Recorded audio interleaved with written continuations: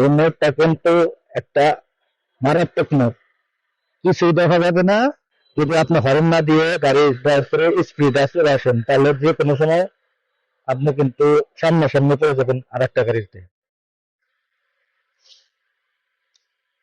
এই যে ট্রলিগুলাতে ধারণ ক্ষমতার বাইরে যে পরিমাণ মাল লোড দেয়, পরবর্তীতে এগুলার বডি বডি ভেঙে রাস্তার মধ্যে পড়ে থাকে। ফুটবল খেলা হচ্ছে ঈদগাহ ময়দান।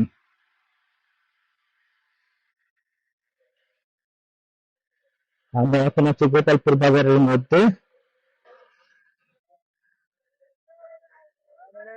তাম্বাই, তাম্বাই।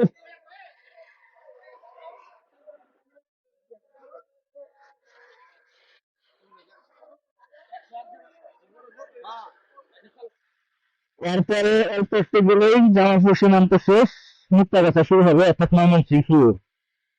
এই ঘোড়াটার বাজারটাই শেষ বাজার জামালপুরে। যখন বাইক স্পিডে থামাবেন তখন চেষ্টা করবেন সবসময় ইঞ্জিন ব্রেক ধরার জন্য। ক্লাস এরকম না টেনে আপনি এরকম থ্রোটলটা কমায় দিবেন, কমা দেওয়ার পরে আস্তে আস্তে ব্রেক করবেন, দেখবেন যে গাড়ি খুব স্মুথলি ভাবে থেমে গেছে।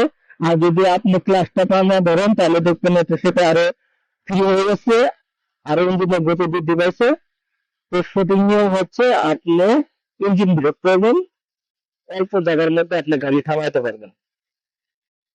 যে যাই বলুক না কেন, জামালপুর এবং মুক্তাগাছা যাওয়ার সময় এই যে এখন যে রাস্তাটুকু দেখতেছেন, যে জায়গাটুকু দেখতেছেন, এটা হচ্ছে সবচাইতে সুন্দর জায়গা। আমার কাছে মনে হয়েছে যে এই জায়গাটা একদম অসাধারণ একটা জায়গা।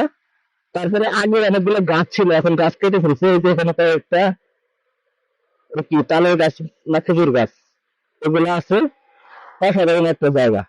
আর সামনে একটা ব্রিজ আছে, এই ব্রিজটার আগ পর্যন্ত হচ্ছে জামালপুর, আর ব্রিজটা পার হয়ে গেলে হচ্ছে মুক্তাগাছা। কোথায় হাতের জামালপুর। ধন্যবাদ। ময়মনসিংহ মুক্তাগাছা।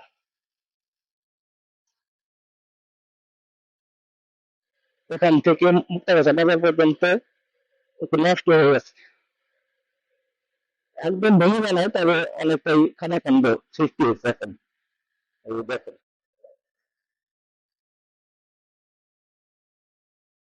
কি সুন্দর সুন্দর ভাবে রাস্তার মধ্যে দাঁড়ায় রাখছে।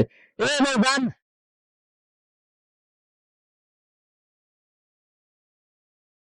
পুরো আবার রাস্তার সাইড দিয়ে এসে দখল করে আছে, আর অন্য কোনো গাড়ি করতে পারে না।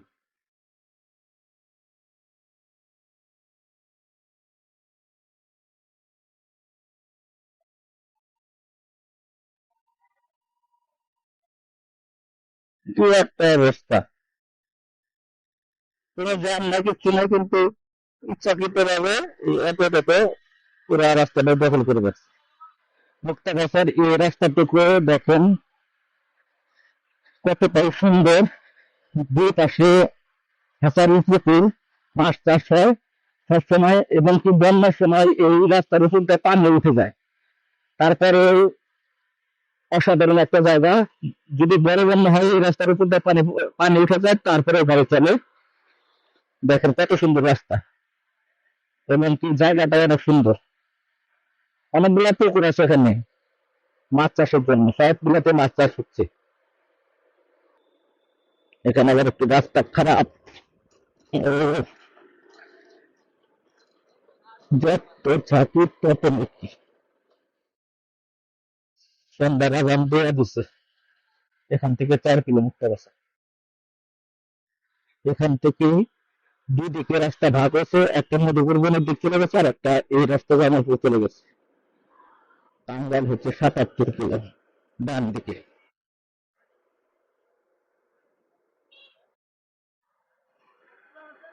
কাঁচা কলা নিয়ে যাচ্ছে বাজারের দিকে। এটা হচ্ছে এখন মুক্তাগাছা ঢাকা ময়মনসিংহ।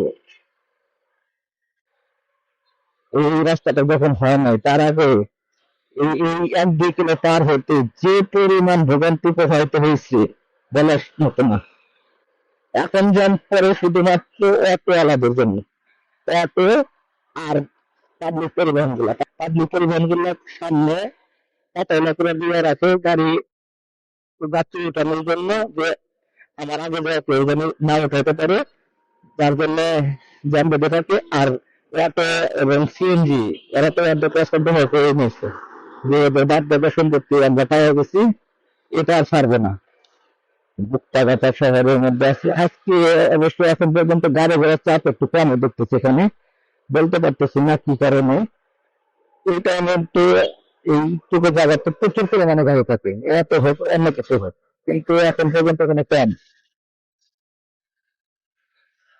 হয়তো বা শুধু বাস স্ট্যান্ডটুকুর মধ্যে রয়েছে, তাছাড়া এদিকে এতটা চাপ দেখলাম না গাড়ি।